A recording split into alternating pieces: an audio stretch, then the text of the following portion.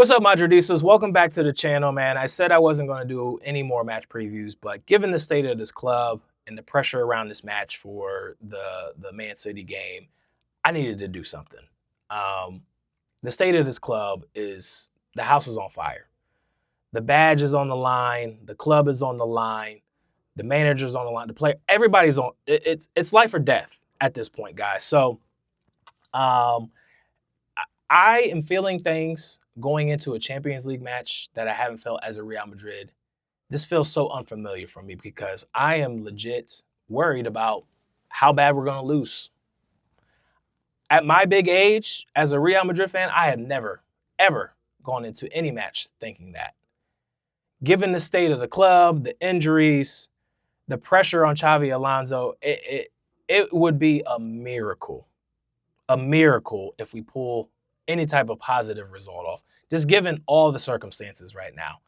And to be honest, man, it's unfair to Xabi Alonso to be sacked if he doesn't get a result after this particular game, just given the fact that the players have not done anything on the pitch to show any fights, any intensity, to even be off the hook and just put solely the blame on Xabi Alonso. It really is unfair, but it is what it is. And with that being said, all this talk of the managers, everybody's talking about Jurgen Klopp and Zidane, and then today we're seeing names like Raul, we're seeing things like Solari, Arbeloa.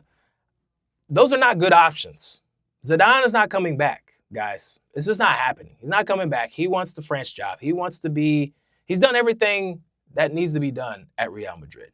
Why would you come back and tarnish that? And just given the state of the club, even if you bring in any manager, nothing changes with these players. These players are broken. This is not a team. They are individuals. So, it really isn't Xabi Alonso, guys, because we saw this under Carlo Ancelotti. Nothing has changed with these players, with their mentality, their ego, their effort.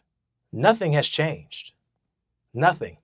We saw glimpses of it when Xabi Alonso came in, but now it's literally looking like what happened with Carlo Ancelotti last season. So that's why I say it's 60-40 these players. So I'm going to get off my soapbox about Xabi Alonso because I said I wasn't going to make excuses for him anymore, and I just did. But those are facts, man. Let's just get right into this game. The only way that we get a result is if they show some type of fight. I don't want to see any walking, jogging. From the first whistle to the last whistle, I need to see intensity. I need to see players pressing. I need to see players finishing, at least attempting shots, let alone finish them. And I need to see some fight. I need them to get the crowd hype. I need them to show that they are warriors and that they want to be at this club. They want to win. They want to perform. If not, then I say that we start selling players in the winter window, to be honest. Like, take a loss on Rodrigo. 30 million, 20 million, whatever. Get him out. Vinicius Jr. is not off the hook here, guys. I think what Florentino Perez has done specifically around the Ballon d'Or situation, this spoiled Vinicius Jr. and gave him this ego that he believes that he is bigger than the club, and no player ever has been bigger than the club. But for some reason, Vinicius Jr., even with these contract talks saying that he won't sign unless Xabi Alonso is out of here, like, that is entitlement that just doesn't work here at this club. So he's not off the hook either. All right? And there are other players that need to show fight, but I think you guys already know who them in. So we cannot play like we did against Celta Vigo. That just cannot happen. This city is not the same city from 2 seasons ago, but they are finding their form, and they have something to play for. They are on the outside looking in as far as the Champions League table. They're sitting in 9th place. They're one spot out from getting in the top 8, right behind Chelsea. So they have everything to play for to come in here and get a result. And knowing Pep Guardiola, smelling the blood in the water, right? We're limping right now. I expect him to do whatever he needs to do to step on our necks and put some goals on us. And if we play like we did in our last game at home against Celta Vigo, Manchester City might put 4 on us. It's going to be a murder scene, straight up. But if we just go out there and fight and get the crowd into it and get some early chances off and surprise Man City, right, on at least our effort, we might have a chance. A miracle would be a draw, to be honest, given the state of the injuries and everything like that. So Vinicius, it's your time to shine. There's no Mbappe out here. He's not playing, guys. He's hurt. Let's see what you do. You want to be the leader. You want to be the man of this club. It's on you now. Let's see something. Now, let's get into these injuries because, man, it's all bad out here, guys. It is all bad. Camavinga is out. He's out. And I honestly thought that we were saving him in the Celta Vigo game to play for Manchester City, but he's not available. And I think he would have made a big difference, at least in our midfield, man. He's a great player. He would have been great defensively out there and just as another threat in the midfield. But this is a huge, huge blow and lowers our chances of getting a result as well. And then, like I said, man, Mbappe is out as well, and it's not looking good, guys. Dean Howson is out. Eder Militao's out. Alaba, Trent, Danny Carvajal, Ferland Mendy. It's just going to be the walking wounded at this point, guys. And we're going to get into these lineups, but, man, we're going to have to get super creative, and we're going to have to put some people out there that just aren't used to getting the minutes and playing in this type of pressure pot.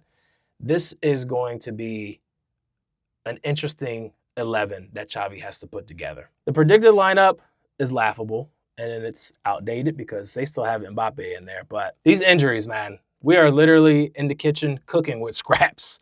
That's what we're doing right now. So let's just jump into this 11, man. I'm going off the fact that I got two lineups, okay? I got two lineups. This is what I think Xabi Alonso will end up doing, but I could be wrong, right? I have Vinicius Jr., I have Gonzalo Garcia, which we've all been asking for, and Franco Mastantuano. I don't think Rodrigo is going to play. I don't think Brahim will get the start. I think we bring Franco out there because out of all the right-wing options that we have to put out there, I have to admit, Franco he's just been more lively. I won't say impactful, but I'll say lively. He brings energy that Brahim and Rodrigo just haven't matched at all this season. I don't know what that means for him, Franco, as far as like, will he have a good game or not? But at least he is lively out there. In the midfield, I got Jude, Arda, Tchouaméni. Arda playing more of that 10 role. Jude, he'll still be able to roam, but covering that left side. And Tchouaméni, doing the defensive responsibilities to help out with Valverde. And then the back line, this is all we can really do here, man. Carreras, Rudiger, Asensio, which we saw these guys pair together against PSG in the FIFA Club World Cup, and it was a disaster. So hopefully that doesn't happen again. And then Valverde, because that's literally the only best option that we have at right back at this point. That's what I think Xabi Alonso should do or will do. Does that make sense? Here's what I would do, okay? Champions League, you need experience out there. It matters. And I think the only thing that could be a toss-up is the right wing spot for me with my lineup here. So makeshift 4-4-2, Vinicius and Rodrigo at the top, Arda and Jude moving forward in the midfield, Tchouaméni in that pivot, and Dani Ceballos, because that's all we got. We got to put Valverde at right back, Asensio, Rudiger, and Carreras, and again, Courtois. That's what it is, guys. I mean, it doesn't get more simple than that, but the mystery spot out of all this is going to be the right wing, that right side attack. But I just think that because it's Manchester City, this is the only thing that we can do. And the way that Doku is playing right now, we have to shore up our fullbacks. Haaland, he might cook us. I don't know. Normally, I would say Rudiger has put him in his pocket in the past. But we shall see, man. Blood is in the water, literally. But the right side is the question mark here, man. It could be Rodrigo. It could be Brahim. It could be Franco. I don't know. But I would go with experience here and put Rodrigo in. If you want creativity, then obviously it's Brahim. But if you want liveliness, chaos, this a player that is just going to be out there running, fighting, right? That you don't have to worry about. I'm putting in Mastantuano, to be honest, man. And I honestly would lead in with him in my lineup. I have Rodrigo out there for experience, and I said experience matters, but honestly, like it's anybody's guess at this point, man. So Manchester City, I expect them to line up just doing what they do. They got Foden, they got Haaland, Bernardo Silva, and Pep and his boys, whatever. He brings them out. They're fast. They can be physical. They're not invincible though. Like I said, Fulham has put four goals past them. Manchester City put up 5, but Fulham put 4 past them. And they're just going to come out and try to suffocate us because they've seen that works. And the only thing, like I said, is a bright spot is that Rudiger in the past has put Haaland in his pocket. But we'll see. We'll see what happens. It's a toss-up, man. It really is a toss-up on how we come out, how we either come out playing, what our 11 is, the intensity. It's a toss-up, but this is all we got. So I think the X factors of this match will be Jude Bellingham, to be honest, man. I just need him to turn back into the old Jude that saves us.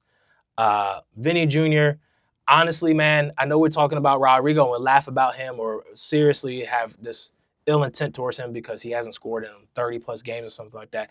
Vinicius Jr., I think it's been a couple games. Might be double-digit games. I don't know. But he needs to do something as well. There's no excuses. There's no Mbappe out here. I need him to step up. He cannot disappear. He cannot argue with refs, get frustrated. He cannot be taken out of the game. He needs to be locked in. So, my final thoughts is tomorrow is everything for Real Madrid. As a club, organization, brand, the manager, the players, everything is on the line. This is a moment. This is a moment, not just for the season, but for an era that we are currently in right now, guys. This changes the entire direction of the season. I feel like we've said that multiple times so far this season, but literally this is it. We've been told that this is it. Xabi Alonso's, this is last chance. It's unfair or fair. Let me know in the comments, but this is it. I expect this game to be hostile. I expect there to just be controversy, to be honest, and I expect the Bernabéu to be loud because they're either going to be cheering or whistling. It's going to be loud either way. Every touch will be judged. Every sprint, every shot, all of that matters for Real Madrid, and this is it, man. Madridistas, lock in. Let's be positive going into this. And whatever happens, happens. We move on. We have seen this before, and we rebuild, and we get back to our glory days. It is what it is. We always bounce back. So until then, a la Madrid, peace.